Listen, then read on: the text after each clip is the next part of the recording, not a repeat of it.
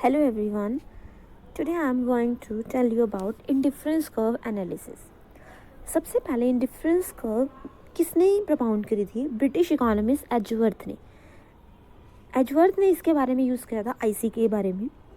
उन्होंने आईसी को जो यूज़ किया वो क्या दिखाने के लिए यूज़ किया कि दो पर्सन्स के बीच में जो एक्सचेंज होता है उसकी पॉसिबिलिटी को शो करने के लिए यूज़ करा. उसके बाद डिफरेंट इकोनॉमिस्ट ने डिफरेंस कर्व का यूज़ किया, बट हिग्स ने और एलन जिन्होंने मार्शल की कार्डिनल यूटिलिटी को क्रिटिसाइज़ करने के लिए मेनली इंडिफरेंस कर्व का यूज़ किया.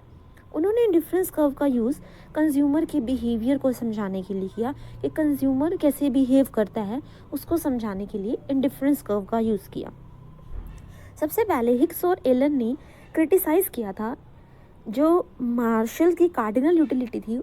मार्शल ने कार्डिनल यूटिलिटी के थ्रू कंज्यूमर के बिहेवियर को समझाया था. उसको क्रिटिसाइज़ करने के लिए हिग्स और एलन ने इंडिफरेंस कर्व का यूज़ करके कंज्यूमर बिहेवियर को समझाया. अब मार्शल क्या कहता था? मार्शल ने जो कार्डिनल यूटिलिटी बनाई थी उसमें उन्होंने क्या बताया था कि हम अपनी यूटिलिटी को नंबर के टर्म्स में बता सकते हैं. अकॉर्डिंग टू मार्शल उन्होंने क्या बोला कि हम अपनी यूटिलिटी को नंबर के टर्म्स में बता सकते हैं. उसी को उन्होंने कार्डिनल यूटिलिटी का नाम दिया. उन्होंने ये बोला कि अगर मैं कुछ चीज़ कंज्यूम कर रहा हूँ, कोई कमोडिटी हम यूज़ कर रहे हैं, तो हम बता सकते हैं उसने मुझे कितनी सेटिस्फेक्शन दी. और वो कितनी सेटिस्फेक्शन दी, उन्होंने मुझे 1 यूटिल्स की सेटिस्फेक्शन दी, 10 यूटिल्स की सेटिस्फेक्शन दी, हम ये बता सकते हैं. ये मार्शल ने बोला. जबकि हिग्स और एलन ने इसको क्रिटिसाइज़ करते हुए ऑर्डिनल यूटिलिटी के बारे में कहा. उन्होंने क्या बोला? उन्होंने ऑर्डिनल यूटिलिटी के बारे में डिस्कस करा. क्या होती है ऑर्डिनल यूटिलिटी? इंडिफरेंस कर्व का यूज़ करने के लिए जो इंडिफरेंस कर्व थी उसकी फंडामेंटल अप्रोच किसके बारे में थी? ऑर्डिनल यूटिलिटी के बारे में. उन्होंने क्या बोला कि एक कंज्यूमर कार्डिनल यूटिलिटी को मेज़र करना प्रैक्टिकल नहीं है, ऑर्डिनल यूटिलिटी में बता सकता है. ऑर्डिनल यूटिलिटी में क्या होता है कि हम बता सकते हैं, हम अपने प्रेफरेंस देते हैं, लाइक स्केल ऑफ प्रेफरेंस होता है. If I consume commodity A, commodity B, commodity C, I can say A ने मुझे ज़्यादा सेटिस्फेक्शन दी, बी ने उससे कम दी, सी ने मेरे को उससे भी कम दी. तो मतलब मैंने रैंक दे दिए कि फर्स्ट ऑर्डर में इसको रखूँगी, फिर इसको, फिर इसको. तो मैंने क्या कर दिया? रैंक दिया.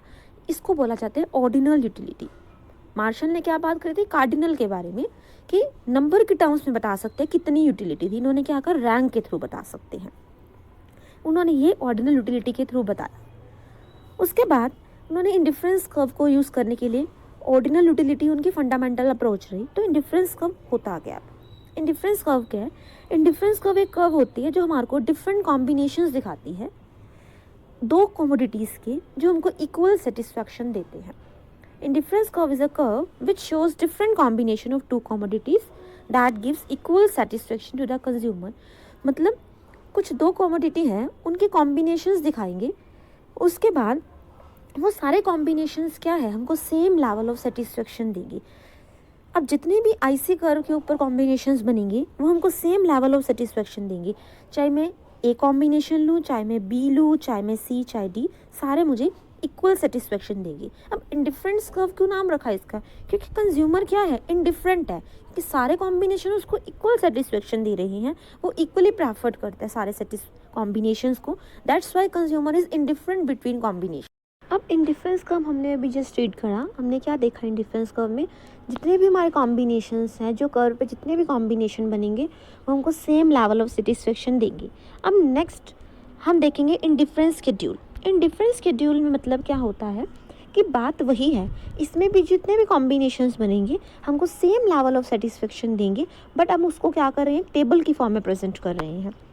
देखो इसमें हमने 4 कॉम्बिनेशंस ले लिए. कॉम्बिनेशन ए, बी, सी, डी. अब ये जो चारों के चारों कॉम्बिनेशन है वो सेम लेवल ऑफ सेटिस्फेक्शन हमको दे रहे हैं. अब ए जो कॉम्बिनेशन है इसमें हमने क्या देखा?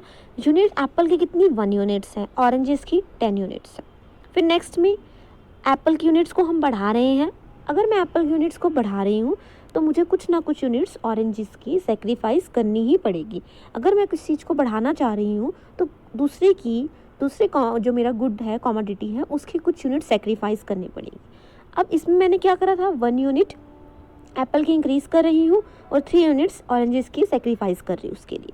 फिर और अगर मैं एप्पल्स चाहती हूँ, अगला कॉम्बिनेशन क्या होगा? 3 यूनिट्स अगर एप्पल के होंगे तो ऑरेंजेस की कुछ क्वांटिटी और कम हुई, 5 ले ली. ये 4 है, फिर ये 4 है। ये हमने कॉम्बिनेशंस बना लिए। अभी हम नेक्स्ट में आगे स्लाइड में देखेंगे कि पहले हम क्या कर रहे हैं। पहले 1 यूनिट एप्पल के लिए मैंने 3 यूनिट्स सेक्रीफाइस करे, देन 2, देन 1, वो वहाँ के डिस्कस करेंगे। बट ये क्या है, एक टेबल है, स्केड्यूल है, जिसमें हमने क्या पढ़ा कि कॉम्बिनेशंस दिखा दिए हमने। ये जो चारों कॉम्बिनेशंस है हमको सेम लेवल ऑफ सेटिस्फेक्शन दे रही हैं। नेक्स्ट आप इंडिफरेंस कर्व देखेंगे कि इंडिफरेंस कर्व को क्या फ़र्क होता है इंडिफरेंस कर्व और इंडिफरेंस शेड्यूल में। कॉम्बिनेशंस इसके अंदर भी दिखाए हमने, बट एक टेबल की फॉर्म में दिखाया है। अब जब हम उसको ग्राफिकल प्रेजेंटेशन कर देंगे तो वो इंडिफरेंस कर्व बन जाएगी। अब इस डायग्राम में हमने क्या देखा, एक कर्व बना दी हमने।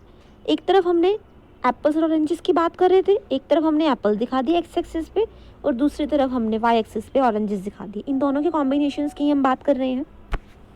सबसे फर्स्ट हमने क्या देखा था कि अगर मेरे पास 1 यूनिट एप्पल है तो 10 यूनिट्स हम क्या ले रहे थे, ऑरेंजेस। 1 यूनिट्स एप्पल तो 10 यूनिट्स ऑरेंज, तो एक कॉम्बिनेशन बना दिया। फिर अगर एप्पल से क्वांटिटी को बढ़ा रहे दूसरे कॉम्बिनेशन में 2 यूनिट्स अगर एप्पल की ले रहे हैं, देन 7 यूनिट्स हम किसकी ले रहे हैं, ऑरेंजेस की ले रहे हैं।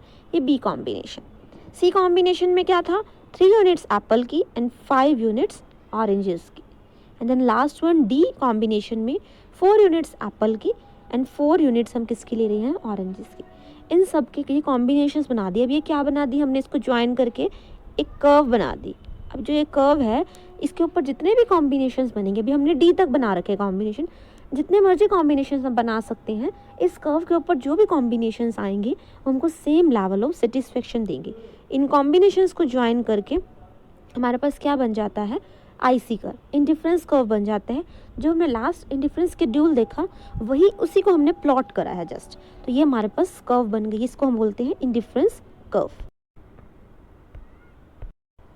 अब कंज्यूमर क्या है, इंडिफरेंट है कि वो ए कॉम्बिनेशन ले, बी ले, सी ले या डी ले।